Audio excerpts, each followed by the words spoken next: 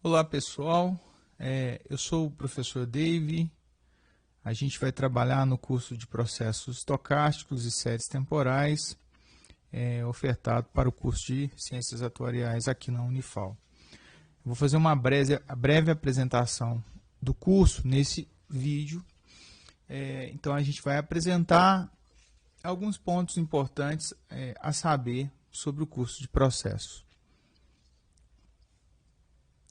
Basicamente, a gente vai falar um pouquinho sobre as motivações, algumas aplicações que servem para ilustrar problemas que podem ser resolvidos utilizando de processos estocásticos, de modelos em processos estocásticos.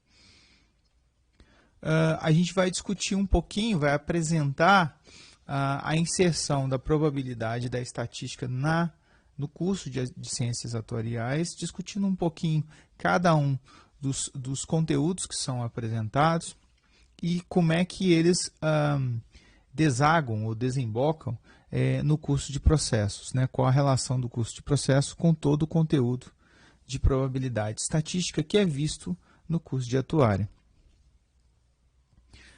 Aí a gente vai apresentar a estrutura do curso de processos estocásticos, né? Como que a gente vai trabalhar durante o semestre os conteúdos aqui, divididos. E vamos falar um pouquinho sobre as ferramentas computacionais que a gente vai utilizar ao longo do curso e o porquê que a gente vai utilizar essas ferramentas. Ok, quando a gente fala de motivação, é importante a gente trazer à luz algumas aplicações ou situações, né, práticas, onde a gente pode aplicar, na verdade são aplicados processos estocásticos e que muita gente a gente não vê, a gente vê só o resultado. Algumas delas, eu vou apresentar algumas gerais, aplicações gerais do contexto geral. A primeira aqui é com relação a clima. É muito comum a gente ver na TV, dos noticiários, informações sobre previsão do tempo, né? A variável, o clima, na verdade, enquanto sistema, ele é muito importante para a gente, porque ele afeta, obviamente, várias das atividades que a gente tem na nossa sociedade, desde da questão da agricultura, né, até propriamente situações de extremos, né, onde você tem ou a detecção de altas chuvas, né, que podem ocorrer em desastres. É interessante que aqui eu estou citando dois modelos gerais, que são modelos de processos estocásticos, que tratam do clima. A cadeia de Markov, que é um modelo bem básico, e modelos de séries temporais, que também são muito utilizados ao se tratar de conjuntos de dados climáticos, né, referentes ao clima. Uma outra aplicação interessante é o conceito de filas, né, os sistemas de filas. Basicamente, um sistema de fila é qualquer tipo de situação onde eu tenho acesso a um recurso e esse recurso é limitado e as pessoas, de maneira geral, querem acessar esse recurso. As pessoas, ou enfim, as unidades sob estudo. A gente, talvez o exemplo mais prático, cotidiano na nossa vida é o banco, né? O sistema bancário, não mais, né? Porque hoje a gente tem muitos sistemas online de atendimento, mas é óbvio que ainda assim nesses sistemas online a gente também tem conceitos associados à fila. Alguns modelos que tratam deles, né, são os processos de contagem, o processo de nascimento e morte, que são processos estocásticos, modelos de processos estocásticos que podem ser aplicados à situação de filas.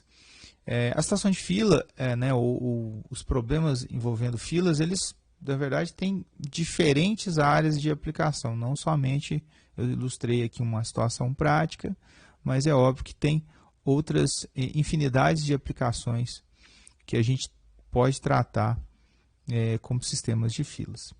Falando um pouquinho mais de atuária, a gente pode trabalhar com dinâmica de populações. Como que cresce e decresce uma população, estudando ela como um processo estocástico. O processo de nascimento e morte é um processo que pode ser utilizado nesse contexto aqui. E séries financeiras. Aqui eu coloquei financeiras, mas as séries, na verdade, de natureza geral. Pode estar associado a qualquer área de aplicação. Que a gente tem modelos de séries temporais que tratam essas séries financeiras. Então, algumas perguntas interessantes a pergunta sempre que vem à baila é a questão da previsão, né? Uma vez que eu conheço o passado da minha série, será que é possível prever resultados sobre o futuro? É sempre esta uma das perguntas muito importantes a se resolver, a se responder no contexto de séries financeiras. E modelos de séries temporais são, especificamente modelos de Box-Jenkins, são modelos que a gente vai utilizar muito nesta área de aplicação. Ok, vamos falar um pouquinho então da probabilidade da estatística no curso de atuária, que é a inserção desses dois conteúdos. Por que a gente vai falar um pouquinho sobre isso? Porque a gente vai ver qual que é a construção até a gente chegar em processos estocásticos. Bem, o curso, né, no curso de atuária, de ciências atuariais, considerando todo ele, né, desde a formação inicial, o primeiro contato que a gente tem com estatística, né, e com probabilidade, bem introdutório, é na estatística básica, né? Então lá a gente trabalha com estatística descritiva, com um pouco de probabilidade, do conceito de probabilidade, e um pouquinho também de inferência, né? A gente trabalha lá com ponto de vista aplicado em inferência. Tudo muito introdutório. Então é uma primeira imersão que a gente tem nos conceitos de probabilidade e de estatística. Logo depois a gente passa a trabalhar com a disciplina de probabilidade, que seria o segundo estágio, né, o segundo nível aqui, no qual a gente tem a inserção da probabilidade da estatística na atuária. Basicamente, a ideia em probabilidade é um resumo muito absoluto, mas a gente estuda propriedades gerais de probabilidade, né? Definições, né, mais fundamentais do ponto de vista teórico, mas, em essência, no final, a gente trabalha com modelos, né, e com o cálculo de probabilidades e de outros valores associados sobre esses modelos. Sabe, esses modelos a gente pode ilustrar as distribuições de probabilidade, né, univariadas que são vistas.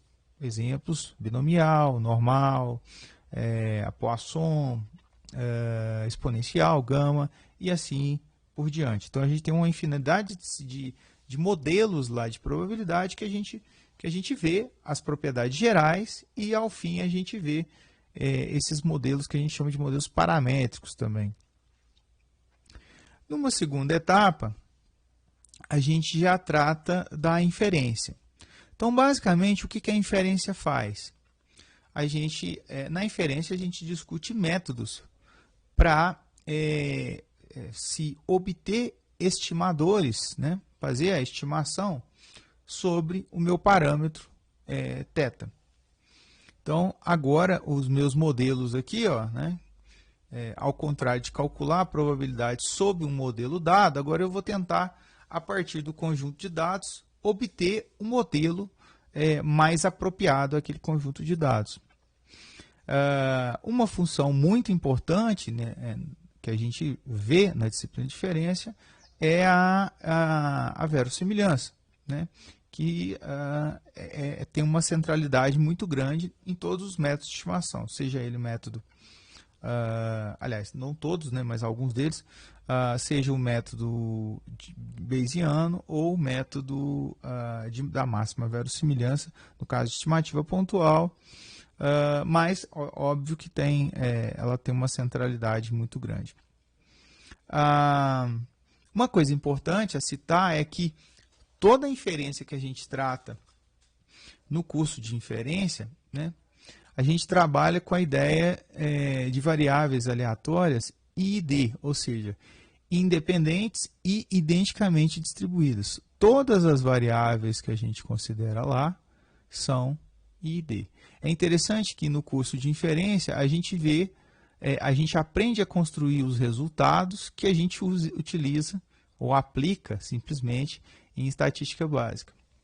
Seja a parte de inferência sobre normalidade, que é quase a centralidade do curso. Então, isso é muito importante, a questão da independência. A gente trabalha aqui sob independência das variáveis. Uma disciplina seguinte, né, um passo seguinte, são os modelos de regressão, modelos de análise de regressão, que basicamente a gente faz, obviamente estuda os modelos de regressão, né, mas a gente faz também o estudo sobre processos de estimação e outros tópicos relacionados, não somente, mas eu quero dar centralidade na estimação. Só que o diferencial em relação à inferência é que agora eu estou considerando uma estrutura, ou melhor, uma relação de dependência entre y e x, né, as ditas variáveis dependentes e independentes aqui colocadas. Então, é importante que o que eu avanço da inferência para a regressão, na verdade, é a introdução de uma relação de dependência entre y e x. Ou seja, de uma certa maneira, eu estou adicionando, né, eu estou generalizando, eu estou adicionando uma componente nova aqui, que é essa relação de dependência entre y e x. Bem, e como é que os processos estocásticos estão inseridos nesse contexto?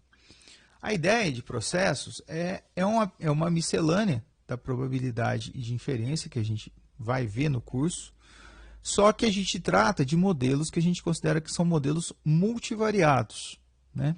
Ou melhor, probabilidades sobre variáveis aleatórias multivariadas. Por isso a anotação aqui da barrinha. Ou seja, a barra aqui significa que eu vou trabalhar com uma infinidade de variáveis aleatórias.